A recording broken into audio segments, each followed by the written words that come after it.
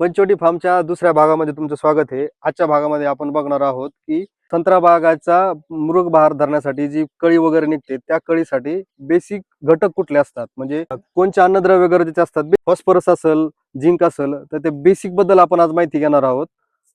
ऋषिकेश भाई नमस्कार. नमस्कार शेतकरी मित्रांनो, आजच्या व्हिडिओमध्ये मी तुम्हाला थोडं जस्ट एक ओव्हरलुक सांगणार आहे की आपला संत्र्याचा बाग ज्यावेळेस फुटत असतो, ज्यावेळेस झाड हा तानातून बाहेर येत असतो किंवा ज्याला कुण्या निघत असतात, त्यावेळेस आपल्याला काय काळजी घ्यायची आहे.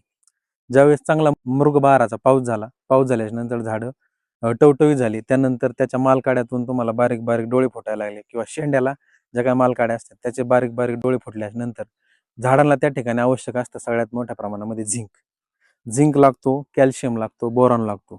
याचा एक एकत्रितपणे तुम्हाला चांगल्या पद्धतीचा एक स्प्रे झाडांना वरून घ्यायचा आहे.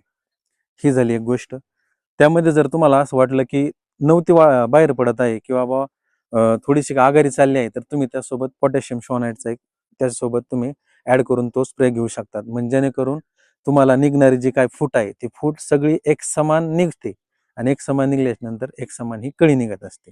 खालून जर तुम्ही विचार केला ड्रिपचा ऍप्लिकेशनचा, काळी जमीन असेल, काळी जमिनीमध्ये जर एखाद्या वेळेस तुमच्याकडे जास्त पाऊस झाला असेल, तर मुळांना श्वास घेण्यासाठी तुम्ही डिफरके सोबत जिप्सॉल जे काय कॅल्शियम थायोसल्फेट आहे, त्याने काय होतं, जमीन भुसभुशीत होते चांगल्या पद्धतीने. त्याचं ऍप्लिकेशन करून जी काय जमीन आहे ती जमीन भुसभुशीत होऊन अन्नद्रव्याचा जो काय मुळापासून शेंड्यापर्यंत जाणारा सोर्स आहे तो सोर्स चांगल्या पद्धतीने होईल व त्या ठिकाणी जे काय अन्नद्रव्याचं वहन आहे ते बी चांगलं होईल आणि त्यानंतर कळी झाडांमध्ये डेव्हलप होण्यासाठी तयार होईल.